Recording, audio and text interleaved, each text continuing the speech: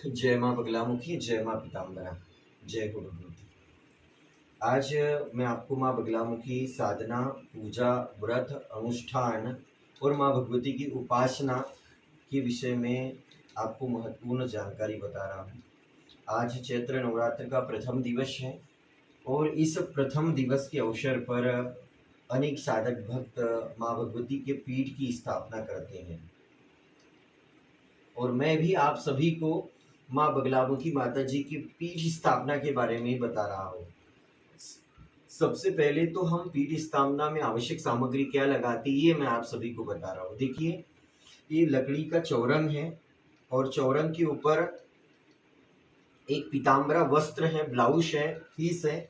इसको हमने मोली से बांधा हुआ है और इसमें लॉक किया है हमने तोरण, जिसको तोरण बोलते हैं, मराठी शब्द भी है।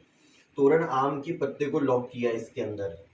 और नीचे में आप स्वास्तिक बना सकते हो, ओम बना सकते हो। जमीन पर, भूमि पर नहीं बना सकते तो कोई दिक्कत नहीं है। ये लकड़ी का जो चौरंग है, इसके ऊपर ही आप ओम या स्वास्तिक बना सकते हैं। अब आगे की बात कर रहा हूँ कि आपको फिर 1.25 kg कम से कम चावल लगेंगे। आपको 1.25 kg के करीब के आप चावल लेकर, मैंने भी अष्टदल कमल बनाया है। इस अष्टदल कमल में साइड से आपको हल्दी से बॉर्डर बना देना है, या अंदर भी पहले हल्दी से आप अष्टदल कमल बना दीजिए, फिर उसके ऊपर चावल भर दीजिए। अष्टदल कमल आपको समझ सकता है, माता भगवती का 8 दल का खून होता है और ये अष्टदल इसीलिए बनाते कि हर किसी के जीवन में कृपा पाने के लिए, शक्ति पाने के लिए, जो मूलाधार स्वादिष्टान अनाहत, जो रम बीज है, लम वम रम, रम जो बीज है उसमें अष्टदल होते हैं और वही अग्नि तत्व जो हमारे शरीर में विद्यमान होता है। तो हम भी माँ भगवती को, शक्ति को प्राप्त करना चाहते हैं तो हमें अष्टदल कमल बनाना पड़ता है और अष्टदल कमल के ऊपर हम माता भगवती की स्थापना करते हैं। कलश स्थापना, कलश, क का अर्थ है काली, ल का अर्थ है लक्ष्मी और स का अर्थ है सरस्वती माता जी। कलश के ऊपर स्वास्तिक बना लें, मुरली धागे से या सूत के धागे से एक गठान बांध लें। उसके बाद में अंदर में, कलश के अंदर क्या रख सकते हैं, बहुत सारे साधक कलश के अंदर 1 रुपए का एक सिक्का, भगवती का प्रथम महाविद्या महाकाली स्वरूपनी 1 रुपए का सिक्का हम रखें। उसके बाद में कुछ साधक उसके अंदर अन्न भर देते हैं और कुछ साधक उसके ऊपर जल भर देते हैं। दोनों ही सही है, समझने की बातें हैं। अन्न यानी अन्न देवता आ जाते हैं, क्योंकि अन्न कोश जागृत होता है हमारा, और अन्न में भी माता अन्नपूर्णा का वास होता है और जल में वरुण देवता का वास होता है। वैसे माँ बगलामुखी माँ के पीठ की स्थापना कर रहे हो तो उसमें आप थोड़ा सा वरुण देवता का आवाहन करके जल डाल दीजिए, 1 का सिक्का डाल दीजिए, फिर चावल भी भर सकते हो। फिर उसके ऊपर नारियल आपको सीधा रखा होना चाहिए। नारियल जिस प्रकार से पेड़ को लगता है, उसी प्रकार से जो जहाँ पेड़ को लगा हुआ है वही छोर हम पेड़ की ओर, मतलब ऊपर की ओर रखना चाहिए हमें। और ये जो आम के पत्ते इसके ऊपर लगे हैं, कम से कम 5 महातत्व है, अग्नि, आकाश, जल, वायु। ये इसी के आधार पर ये पंच देवता है। पंच देवताओं के 5 पत्ते कम से कम आम के पत्ते रखे और कलश के ऊपर भी आप मौली या फिर सूत का धागा बांध दें और फिर माँ भगवती के ऊपर ऐसी एक चुनरी, पीली चुनरी, पीताम्बरा चुनरी या रेड कलर की आप चुनरी माँ भगवती के ऊपर आप स्थापित करें। आपको बहुत ध्यानपूर्वक ज्ञात होना चाहिए कि माँ बगलामुखी माता जी की स्थापना कर रहे हो, पीठ की स्थापना कर रहे हो, तो आपके पास बगलामुखी श्री यंत्र होना बहुत जरूरी है। बगलामुखी श्री यंत्र में भी अष्टदल कमल बना होता है और माता भगवती अष्ट महाविद्या है। ओम काली तारा महाविद्या, षोडशी भुवनेश्वरी, भैरवी छिन्नमस्ताच विद्या धुमावती तथा बगलामुखी सिद्ध विद्या च मातंगी कमलात्मिका। माता भगवती बगलामुखी माता सिद्ध विद्या है और जहाँ पर माता बगलामुखी माता जी की पूजा कर रहे हैं, माँ बगलामुखी माँ का पीठ स्थापित कर रहे हैं, उस स्थान पर माँ भगवती शीतला माता जी भी विराजमान है।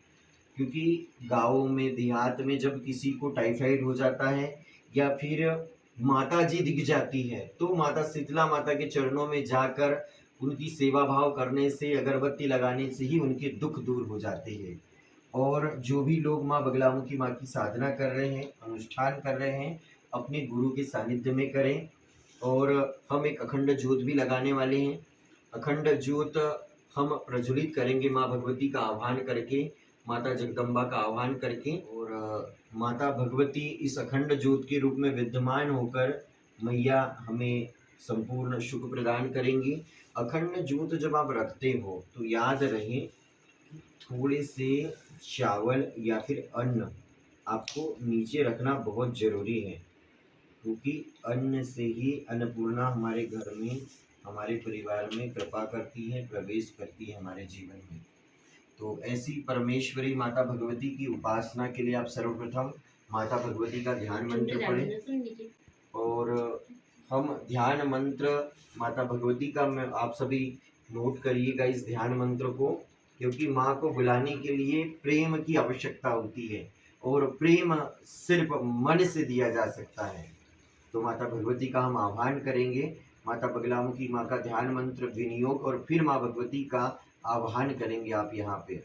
ओम मध्ये सुधाब्धि मणिमंडप रत्न विद्याम सिंहासनोपरिगताम परिपीत वर्णाम पीताम्बरा वर्णमाल विभूषितांगी देवी भजामि धृतमुग्धर वैरी जिव्याम जिव्याग्रमादाय करेण देवी वामेन शत्रून् परिपीडयन्तीं गदाभिघातेन च दक्ष्येन पीताम्बराढ्यां द्विभुजां नमामि सौवर्णासन संसितां त्रिनयनां पीतां सुकुल्लासिनी हेमाभाङ्गरुचि शशाङ्क मुकुटां सञ्चम्पकीस्फुटां हस्ते मुग्धरपाशभद्ररचनां संविभति भूषणे व्यापताङ्गी बगलामुखी त्रिजगतां संस्तिम्बनी चिन्तये।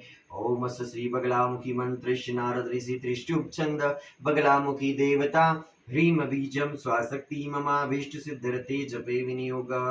ओम ह्रीं बगलामुखी सर्वदुष्टानां वाचं मुखं पदं स्तंभे जिव्यां किल बुद्धिं विनाशाय ह्रीं ओम नमः।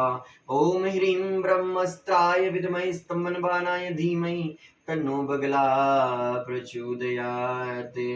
माता भगवती की सचरियों का भी आह्वान करें, उन्हें भी प्रणाम करें। ओम ह्रीं जयाय नमः, ओम ह्रीं विजयाय नमः, ओम ह्रीं अपराजिताय नमः, ओम ह्रीं विलासिन्ये नमः, ओम ह्रीं अघोराय नमः, ओम ह्रीं नित्याय नमः, ओम ह्रीं योगिनीभ्यो नमः, ओम ह्रीं साकिनी नमः, ओम ह्रीं डाकिनी नमः, ओम ह्रीं लाकिनी नमः, ओम ह्रीं काकिनी नमः, ओम ह्रीं कामाख्या दिव्यै नमः। सभी कामनाओं को पूर्ण करने वाली नील पर्वत वासिनी माँ भगवती कामाख्या देवी को भी यह आमंत्रित कर सकते आप। ओम कामाख्या काम संपन्ने कामेश्वरी हरि प्रिय काम नाम देहि नित्यम कामेश्वरी नमोस्तुते कामाख्या वरदे देवी नील पर्वत वासिनी त्वं देवी जगत माता योनि मुद्रे नमोस्तुते। ओम ह्रीं श्रीं क्रीं परमेश्वरी स्वाहा। जाग जाग महिमामयी माता मूलाधार निवासिनी जाग जाग उठ महाशक्ति अनघे पर पुरुष विलासिनी परे परापर तरे सुषुम्ना मार्ग सुसूक्ष्म विहारिणी जाग जाग आदि भुवनेश्वरी तन्नक प्रकृति धारिणी। हे भगवती, हे महामाया, हे मूलाधार स्वरूपनी, हे जगदम्बा भवानी, आप हम पर कृपा करो। जिस भी साधक के ऊपर माँ भगवती कृपा करेंगी तो वह 3.5 लपेटा मारे हुई मूलाधार चक्र में सोई हुई जगदम्बा ही माता भगवती जागृत अवस्था में आएंगी। वही हम सबकी कुल देवी है, वही मूल प्रकृति है, वही माता जगदम्बा बगलामुखी माता है। ओम चंद्रमा मनशो जातः चक्षु सूर्यो जायत श्रोतादायुष्य प्राणस्य मुखारदग्निर्जायते। ओम श्री दीप देवताभ्यो नमः, ओम श्री दीप देवताय नमः, ओम श्री महाकाली महालक्ष्मी महासरस्वती दिव्यै नमः। अगर भगवान का कोई सच्चा भक्त है तो वह मानसिक चिंतन करके, भगवती का ध्यान करके ही मन से सभी चीजें अर्पित करवा देंगे। क्योंकि हम अक्सर देखते हैं कि ये फूल हम माँ भगवती को भेंट करते हैं कि मैया ये फूल आपको चढ़ा दिया, माता पीताम्बरा मैया आपको पुष्प चढ़ा दिया, लेकिन हमारा क्या है ये? हमने इसको बनाया क्या? हमने तो पेड़ से तोड़ कर लाया है। और जगत जननी परमेश्वरी माँ भगवती आदि शक्ति माता जी के साथ में जो मूलाधार के अधिपति देवता है वह भगवान गणेश जी हैं। तो गणेश जी को प्रणाम किए बिना तो पूजन का कोई फल नहीं मिलेगा हमें। और भगवान गणेश को दुर्वा भेंट करें आप। दुर्वा भगवान गणेश जी को बहुत प्रिय है। सिद्धि और बुद्धि गणेश जी की कृपा से प्राप्त होती है हमें। ओम गजाननं भूतगणादिसेवितं कपित्थजम्बूफलचारुभक्षणम् उमासुतं शोकविनाशकारकं नमामि विघ्नेश्वरपादपङ्कजम्। ओम श्री हरिद्रागणनायक मंत्रस्य मदन ऋषि अनुष्टुप छंद श्री हरिद्रागणनायको देवता ममाभीष्ट सिद्ध्यर्थे जपे विनियोगा। ओम हुम गम गुलम हरिद्रागणपते वरवरद देवदत्त हृदयं स्तंभै स्तंभै स्वाहा। ओम गम गणपते नमः। ओम गम गणपते नमः। ओम गम गणपते नमः। हे भगवती, हे महामाया माता, इस दिव्य स्थान पर विराजमान होकर इस दिव्य हे महामाया, इस घर में सुख शांति समृद्धि बनी रहे। आपके आशीर्वाद से इस घर में जो भी आधाएं बाधाएं विपदाएं आपत्ति विपत्ति जो भी है मैया उसे दूर करो। और आपकी कृपा के सानिध्य में इस दिव्य स्थान का मैया भवन तैयार करो। हे भगवती, हे महामाई, हे जगत जननी परमेश्वरी, न मैं आह्वान जानता हूँ न विसर्जन जानता हूँ, फिर भी माता आपकी पूजा कर रहा हूँ, उसे स्वीकार करो। ओम आवाहनम न जानामि न जानामि विसर्जनम पूजाम चैव न जानामि क्षम्यताम परमेश्वरी। मंत्रहीनम क्रियाहीनम भक्तिहीनम सुरेश्वरी यत्न पूजितम मया देवी परिपूर्णम तदस्तु मे। हम ही नहीं, बड़े बड़े ऋषि मुनि महात्माओं ने एक छोटे से बीज से भगवान को प्राप्त कर लिया। और आज हम इतने आडंबर करते हैं, इतनी क्रियाएं करते हैं, इतने सारे देवी देवताओं की पूजा आराधना करते हैं, लेकिन उसके बाद भी कुछ भी नहीं प्राप्त कर पाते, क्योंकि हम हमारे मनमानी तरीके से पूजा आराधना करते हैं। इसीलिए गुरु जो आपको मंत्र दे दे, गुरु जो आपको पूजा पद्धति दे दे, अगर गुरु ने मिट्टी भी दे दी आपको न, तो वो सोना बन जाएंगी।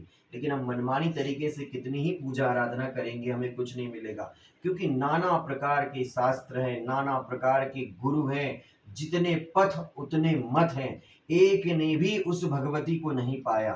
एक भी सच्चे मन से माँ भगवती के हृदय में नहीं बैठ पाया। वो एक भी ऐसा भक्त नहीं जो 12 वर्ष तक सत्य धर्म का पालन कर पाया, सत्य के लिए लड़ पाया और अपने आप को बड़े बड़े पंडित विद्वान योगी मुनि महात्मा कहते हैं।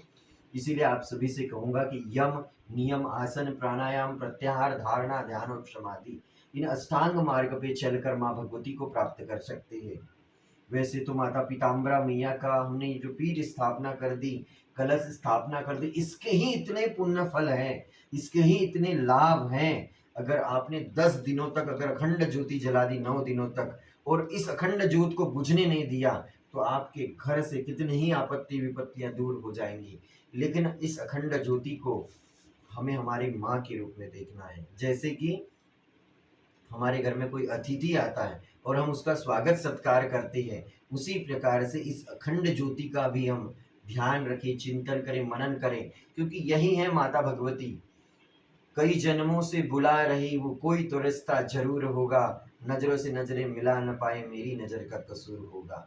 तो जब मंत्र जाप करते हुए जब इस दिव्य ज्योति में आप त्राटक करोगे और बार बार आंखें आपकी बंद हो जाएंगी, आंखों में पानी आना चालू हो जाएगा, जब बार बार लगातार अभ्यास करोगे तो धीरे धीरे आपके मन में जो ज्योति जलने वाली है, या फिर जिस स्थान पर कहते हैं कि तुम बसी हो कनकनंदन माँ, हम ढूंढते रह गए मंदिर, तो हमारे स्थान में जो भगवान का कोना है हमारे हृदय में, उस कोने में यह दिव्य ज्योति जागृत हो जाएंगी। और जब जागृत होगी तो फिर क्या है, जब से मिलाए मुझे ये दरबार, अपनी तो दुनिया बदल गई यार, मेरी चांदी चांदी हो गई, मेरी चांदी चांदी हो गई।